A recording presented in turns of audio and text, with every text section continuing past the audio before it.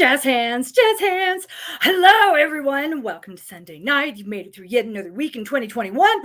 That is amazing, and that deserves a round of applause. I'm telling you, give yourself some credit.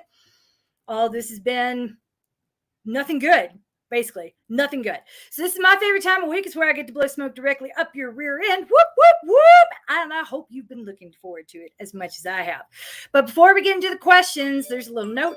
Next weekend, I'm going to be out of town and probably unreachable. So if there are questions, try to get them in, by Friday. And I will do an AskAway before I go. And sorry for the interruption. If you are a Pokemon Go household, you know that today was Community Day, and I'm not allowed to turn this off because we still got incense going. And my son, I'm being a good mom, damn it. All right. Being a great mom, best mom ever. So I'm going to be reading the questions on my phone while Pokemon runs in the background because there's incense on and he did earn it. So there's that. Let me get this thing back on. He's going to be so mad. Somehow I still screw it up. That's the point of 2021, right? Even when we're right. We're wrong, and missing the mark is easy to do. Now I think I got it. There we go. Momming like a boss, Pokemon going like a boss. Anyway, so first I want to talk a little bit about August before we move on to September. And in order to do that, we're going to take a look at my Strava together. Whoop. So let's get ready to, because one of the things I tell you guys, and no one ever believes it, is that if you're having a bad August, honestly, it's probably not that far off last August. No matter the year, no matter what, August is a dead zone for plans and goals and training and productivity at work because everyone in the world is on vacation.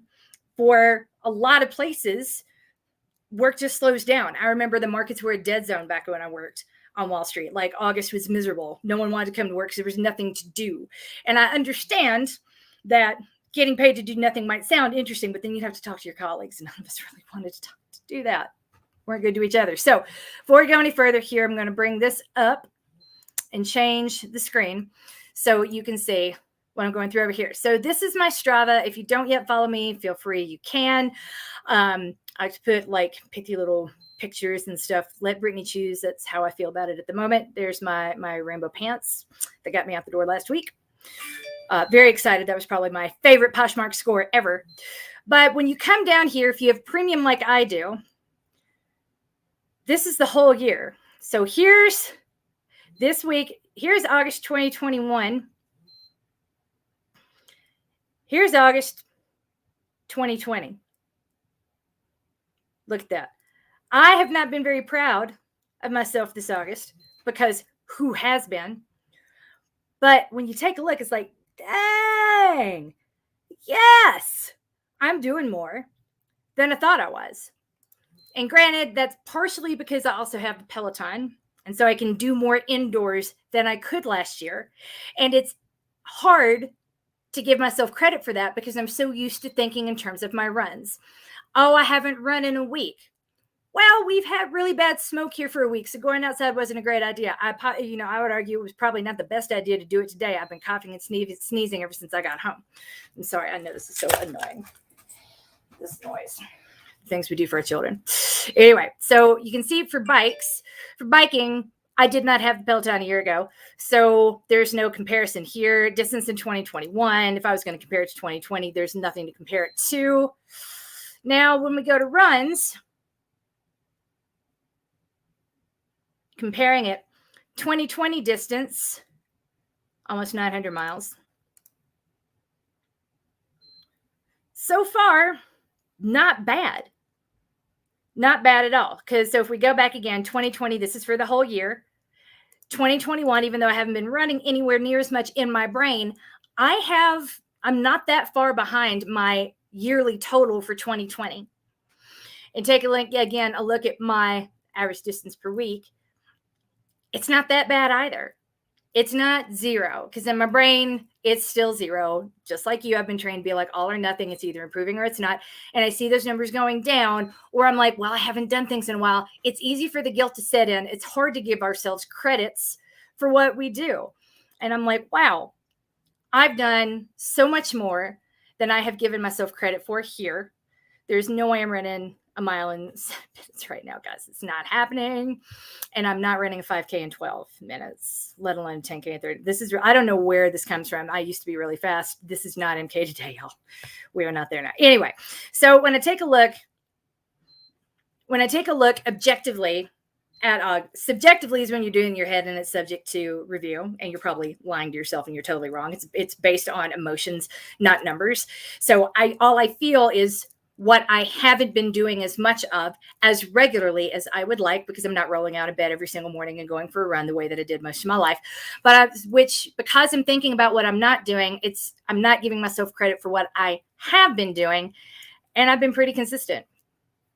Again, 13.6 is higher than 0. And my brain right now has been screaming 0 all this time. So if yours is doing the same, I would highly recommend jumping into Strava if you have a subscription. It's a lot cheaper than a Training Peaks subscription. And honestly, I have both. I pay full price for both the Strava and Training Peaks premium experiences. And this is a cheaper version of the same thing.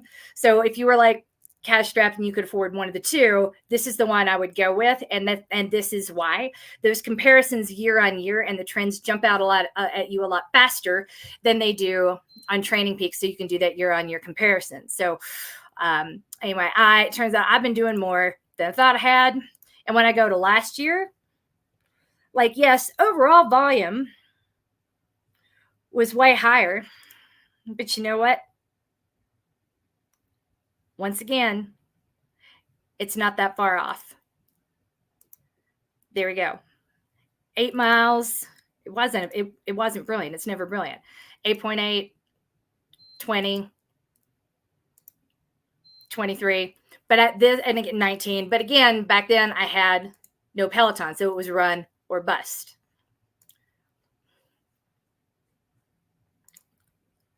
As soon as we come back to 2021. Yep. You can see I'm not running. This is that's biking. This is all activities. So yeah, the aggregate number is higher, but I promise you, like in this particular week, it was 13 for running, 13 out of 116 miles. So it was like 100 something on the bike because I was on the bike every day. But anyway, so this number is 2 sports combined, whereas going back to this previous number right here, this is just 1 sport. So I feel like I'm way off. Truth of the matter is, I'm not as far behind the ball as I like to think that I am. I'm actually doing more. Am I doing less running? Yes, but for very good reason. And you probably are too. So give yourself some credit for what you are doing. And if you are feeling like you're in a bit of a rut, go ahead and let me put up the link. Go ahead and get into office hours with me, and I'll give you a big old truth bomb that you are by no means behind. Probably nowhere as far. Yep, that's right. You're never behind. No one's ever as far behind as they think they are. Most of the time, if we think that we're behind, again, we're focusing on the thing that we're worried about, what we haven't been doing, as opposed to acknowledging what we are doing. So there you go. Very well said. I'm glad that's in everybody's head. But go ahead and just click the link, and you can hop into office hours with me, and I will point this out to you, that you are probably not as far off as you think you are, especially if we can have a lot of fun and sit down and go through the numbers together, because there's nothing more fun than someone being like, no, I'm positive I've fallen off the wagon. And then we look and it's like, oh, yeah, it's just August. That's what August is. And spoiler alert, the first 2 weeks in September are equally challenging unless you're living in an area that is already been back in school for a while. And after Labor Day, you'll be in like week 4. So you have your schedule down. We don't start till August 23rd. And then, so we are not expecting to have any sort of semblance of a routine until early September at best, because all of the after school stuff here in Denver is very little of it is connected to Denver public schools, which is a long way of saying the stuff my big kids want to do after school won't be open for is open for registration now, but won't be starting until like September 15th. So we got a while and before we get comfortable, and which means October basically. So if that's where you are, again, begging you, go back and look up the numbers. You're nowhere near as behind as you think you are. As a matter of fact, you're probably not behind at all, especially in a year like this. So yay, but do the office hours anyway. I love giving people credit for the work they have done, and I love telling you how awesome you are, and I love loving you. It's so easy to do. So get on that so I can love you, please. Yay. Anyway, there we go. So that is the preview of September and the look back on August. One more thing to note is that a lot of the big fall races are not yet canceled. Duh, some of you, but we're watching that very closely over here. Several local races, we've seen the Rock and Roll series is starting to crumble. Lots of smaller races are having trouble getting their permits. So if you have a race entry and you're excited about it, just remember it's a great option.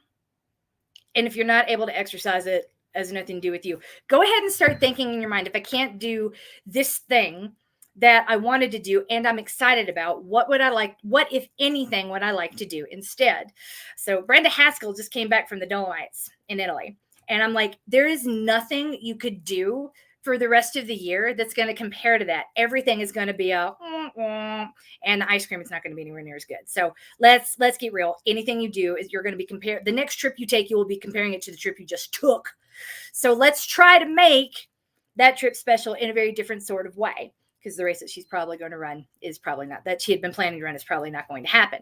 So we've looked at a couple of options because it was a trail event, looking at what are some, the way you talked about the Dolomites, about how people can live in the Dolomites and only see a tiny smidgen of it because they're so big and massive. Well, you live near a whole bunch of trails that I bet you've only run a fraction of them. If you really wanted to do this huge trail race, let's take a look with a new set of eyes at the trails around you and think about them objectively the same way that you were just talking about the Dolomites. There's got to be a part of it that you've never explored that you might find interesting. So if we can't do that race, maybe we could do something different. So again, instead of being disappointed or having a consolation prize, we're going to take our brand new perspective from our last trip into our next trip. That is one way of making sure that you're drinking lemonade instead of piss, because we all tend to piss in our own Cheerios, whether we like it or not, whether we intend to or not. So if you are looking, again, so I tell you all that to tell you this, if you're looking at a fall race, be prepared for the possibility that it might not happen. Again, I don't want to be that person that's like, I'm so negative and I'm going to ruin all your hopes and dreams. But realistically, we don't know what's going to happen next. So I would rather you start thinking now about what the next best thing would be, and find something that's going to be fun and that's going to be worth it. And if we can't find that thing, then we make it up. Who knows? Maybe we all just go to Houston and playing, Christy Harris's new house. I keep threatening that, Christy. I'm not going to invite anyone to your house without your permission. And I'm probably not going to be going to Houston anytime soon. Just saying that we can find. If maybe we could all drive to some location and get together and have a girls' weekend with Dan Felton if you wanted to come to, of course. So I'm just spitballing. There are things that we can do to sort of keep ourselves excited and to keep ourselves going. One thing that we have been thinking about here in Fitness Protection, and again, I wanted to throw this out and see, because it sounds like you guys liked the idea of 1 minute of back to school booty every single day on Instagram Live on the Fitness Protection Instagram account. So if we do that, we are also thinking about doing a Fitness Protection virtual event. It would not be a competition. It would be signing up through Strava, and so that we can all see each other. And then again, you know how I feel about competition. It's just like, if you sign up and you do it, would be putting it together in a way that it felt like a real team effort to see how many miles we could all do in one day. Can we get enough miles to run from my house to Christy's house in Houston? I think we could. That to me is fun. It takes pressure off of Christy. It acknowledges, hi, Christy, welcome home to America, because she's been living in Europe for the past almost 20 years, I think. And so something like that could be really fun, random, and give some purpose to your training if you feel like you need that sense of purpose, but without putting the pressure on, because it's not about winners. It's about getting to Chrissy's house. So there's that. Let me know what you think of that. Put it in the comments. Put it in the daily daily threads on Facebook. Just let me know. By the way, and again, fingers crossed, I am hopeful that, and my attorneys are as well, that I will be back at least in a private Facebook groups after Labor Day. So that is something to look forward to. But again, office hours are going so well, and I'm not booked totally solid, and it's not driving me crazy, and it's not hurting my mental health. And you guys have been wonderful. So I'm going to keep the office hours, and that's going to keep going. Don't make me eat those words. So if you have not yet signed up for office hours, please go ahead and do that. I would love to talk to you, and they are not going away anytime soon. Yay. So now with that said, looking forward to the rest of the year and making Chrissy like run screaming for the hills. Let's get to AskAway. So first, I want to congratulate Amy Wilson, who ran a local 10K race with some beautiful scenery in wicked heat and wickeder humidity. I would not have wanted to be in your shoes this weekend. Literally, I just wouldn't. I wouldn't have wanted to be running a trail race, and I would not want to be that humidity. I'm so sorry. I love you, Amy. I do. That just sounds awful. And I'm proud of you for recognizing that this is what it's going to be. I'm bringing more to this race than these conditions are worthy of. So I'm going to save myself for later, and I'm very proud of that choice. Dan Felton had a great early morning run aided by his new hydration vest. He found it super helpful. Well, now I got to see a photo of this vest. I now have an Amphipod 20 ounce that I've been running with in my hand, and I like that a lot. That got me through all of my run. I ended up logging a total of like 8.5 miles or something ridiculous today. Whole lot of walking in there, but that's what it is on these Pokemon Adventure days with my kids, who absolutely love it. But I do have a couple of hydration vests that I've never particularly loved running in, but I haven't tried them, to be fair, in a very long time. So we're about getting to the point where I'm going to have to start pulling those back out again. And I would love to hear, what is your hydration trick? Used to be for years and years and years, decades actually. I never took anything on runs, even long runs, because I didn't necessarily think that I needed it. Or if you were counting on it, something would go wrong and it would go away, and I never liked that at all. So I just got used to running with nothing. Now at altitude, in this particular summer, especially with wildfires, it's not an option at all. So if things are changing by you, let us know, and let us know how you're getting by. What is your favorite hydration vest? So one big question to maintain. Hi, Coach. My long run Saturday was kind of strange. It was hot, 88 by the end. And while I had left myself another water bottle, there was a long stretch in the middle where I was about out of water. Towards the end, I couldn't even get my heart rate down while walking. The last mile, walking uphill, it was around 150. Should I be worried about my fitness or anything else? I kept trying to tell myself it was good I was walking. It was good you were walking. It was totally good that you're walking. Time on your feet at the end of the day, if we're preparing for an event, is all that matters. If we are out here just trying to stay fit, that matters even less. So when we think about the heart rate, we're thinking about how much effort and literally how much energy am I putting into this workout, and is my body going to be able to capture all the benefits of the work that I'm doing? Is this work going to work for me in the long run? And that's why we have the heart rate cap. So even if you're walking and your heart rate is still that high, that's a pretty good sign that whatever's going on around you is a lot, and you're doing exactly what you need to do. Because if you were going faster, you wouldn't necessarily be getting any better, because your body is already working so hard being out there. So I'm not worried about it. I'm not worried about your fitness. I'm not worried about you losing fitness. But I understand that a lot of people can be.